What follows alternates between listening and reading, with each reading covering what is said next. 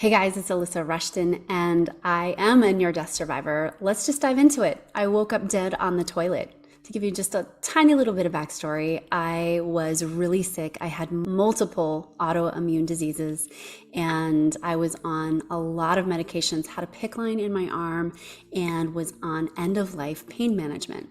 And basically, it was all too much for me one day. It was just enough to take me over the edge. And so I literally went to the bathroom and sat down on the potty, and when I woke up, I was dead. I was on the other side.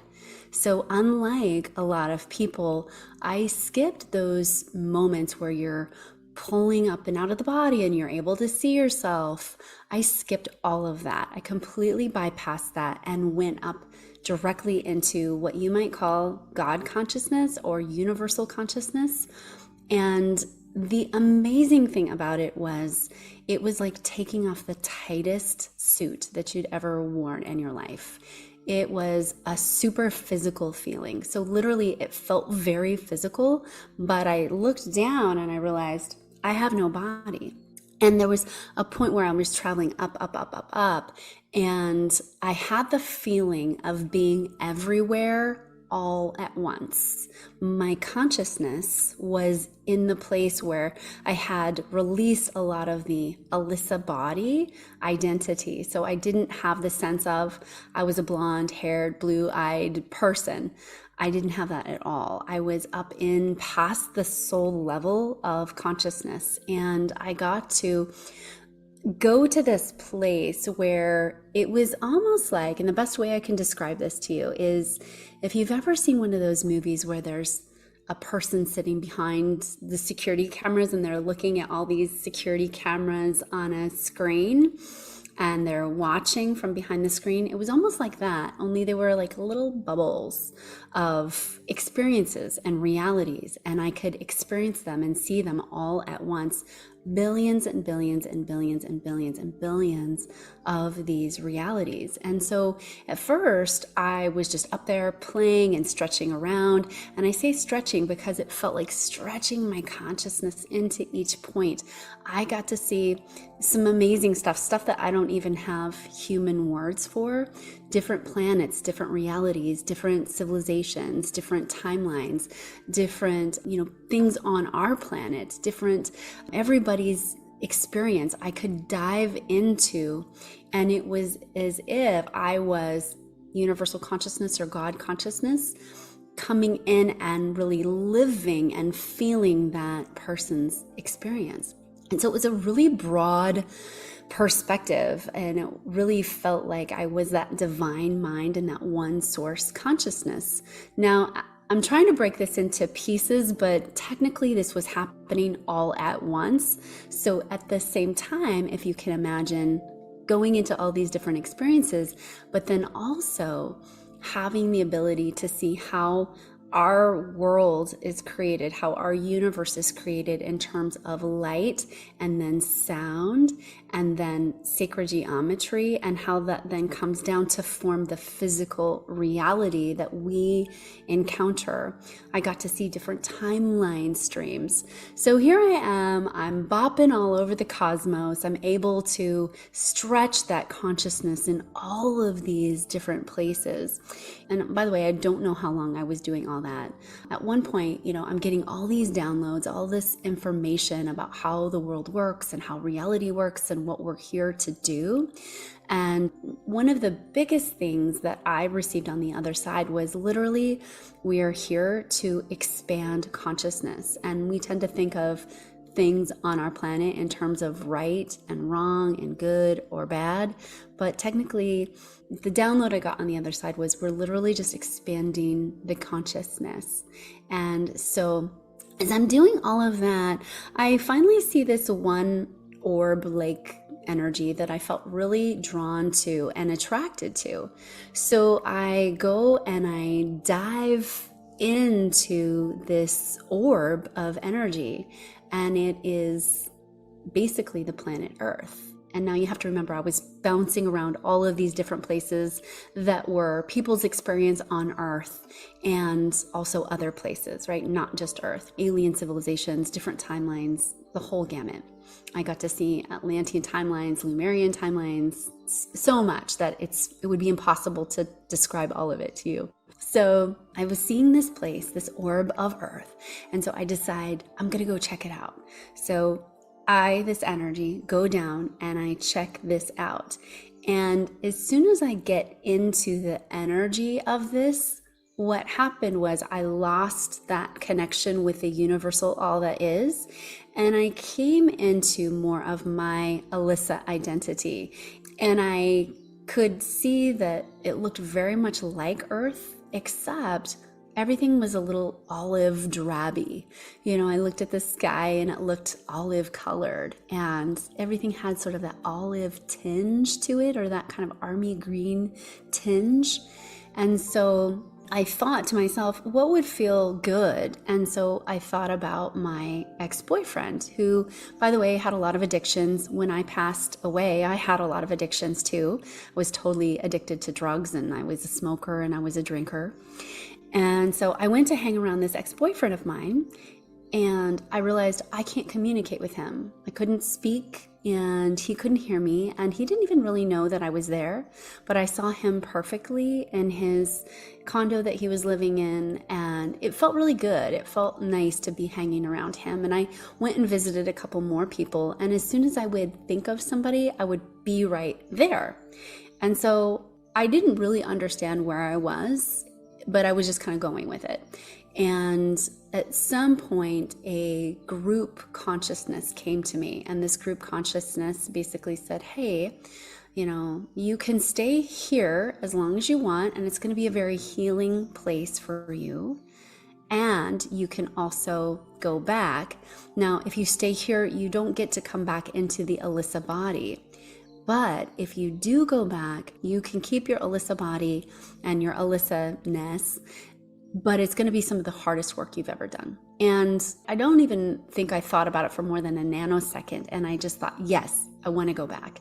And as soon as I thought, yes, I was basically slammed down into my consciousness. And I say slammed down because one of the things I think people don't necessarily understand about being here on planet Earth is it's a very dense reality compared to up there. Up there is very high frequency. There's a lot of other civilizations that don't have a body as dense as ours. They're very much light bodies. And so when you come back down here after being up there, it feels very hard. And I always make the analogy of it felt like being on a 1,000-foot building and getting slammed down into concrete. And so literally I then woke up on the toilet. There's 20 EMTs in front of me standing around, asking me questions, all of which I didn't know the answers to. And I remember one of the questions they asked me finally was, what is your name? And I remember thinking, oh gosh, I really should know my name. And when they asked me, what is your name? And I didn't know.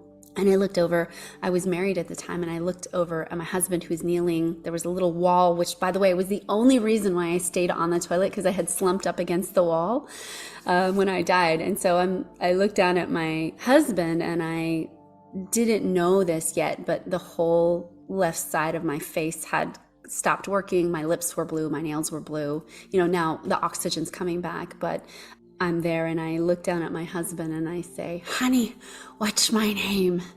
And he said, it's Alyssa, baby. And so I looked at the EMTs and I said, it's Alyssa, baby. And so I didn't even know what my name was. I just was able to repeat the words. Then after that moment, they realized how bad of a situation I was in. And so I don't really remember a lot between that point of waking up to the next point I remember was they got me into the ambulance, and they had already given me a shot of Narcan, which blocks all of your drug receptors, which is what happened. I had had a massive drug overdose. And so in the ambulance, I remember the EMT calling the hospital to give me that second dose of Narcan, because that can also kill you again. And so in the ambulance, I then shut down again. So the next moment I awoke, I was in the hospital, strapped down to a gurney, legs flailing, legs kicking. And it was that moment when I had the awareness that my life was really broken, that what I was doing to try to heal myself from all of these autoimmune diseases wasn't working. And so it was at that point where I had made a conscious choice and a decision that I had to do it differently. And what was amazing, and I'm so grateful for this, is on the other side, I got all of these downloads about how our life works here and what we are here to do. And so part of my journey after I got back was really integrating those pieces and bringing them into a physical understanding, because on the other side, there wasn't a lot of words. There was telepathy, there was imagery and sacred geometry, but I wasn't actually sitting down and having conversations. It was all, blocks of energy coming through, blocks of thought, blocks of transmitted data, basically, that I had to then come back here and try to piece together and figure out. And so one of the biggest things that I learned on the other side was that we are here to expand our consciousness, and that our experience basically goes up and informs the consciousness, the bigger consciousness. And so if you can think about it like how the sun's really big and bright, and it has all these rays, that we're just individuated rays of sun, each and every one of us, and each and every plant and creature and being on the planet. We're literally individuated rays of this one sun, but we appear very separate and we appear very apart from each other. And what then I saw was that because of that, what one person does in terms of changing their life or changing a program that they're running or changing something about themselves, that then informs the total consciousness, and that kind of informs the whole picture. So I guess how I would say it is, the more we work on ourselves down here, the more we inform this consciousness, and the more it can spread like a ripple effect, because ultimately we are this one being. And as much as we can't really see that here, as much as we can't with our eyes delineate it, modern day science is actually showing that to us, which is really kind of cool. One of the things they showed me on the other side was that so many people for so many generations have held such intense physical trauma and hardship. And that one of the things that we're doing at this time is we're sort of unprogramming that trauma, and we're unpacking it, so to speak, and clearing it from our systems. And I believe that's one of the reasons why now we're seeing so many near-death stories and so many of us able to talk about this, so that you don't have to go through that yourself. Because I will tell you, it's a hard experience. Not necessarily doing it, actually dying itself is one of the easiest things to do. It's a really beautiful process, and you don't ever die. You just release your physical body.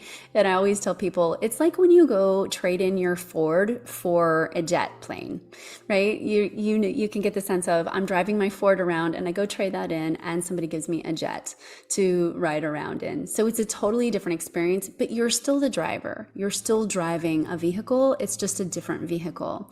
And I also got on the other side that when we pass away, that we get a lot of choice in where we go next.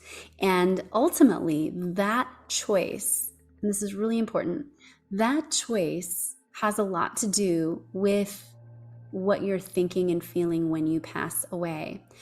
So for me, that was my near-death experience. It was one of the most incredible experiences of my life. Like I said, it's a beautiful experience.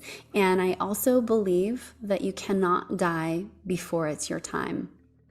That really, truly, that if it's not your time, you won't be able to do it. And in my case, I wasn't able to do it fully, right? I got the choice to come back. And as you've heard, so many of these near-death survivors get the choice to come back. And so isn't that just a beautiful, peaceful thing to know that your death is you're scripted in your death. You're supported in it. And there's a part of us that does get to choose when it's our time. And if it's not our time, we can choose to come back. So I hope you guys loved hearing this story. I want to thank you for having me here today.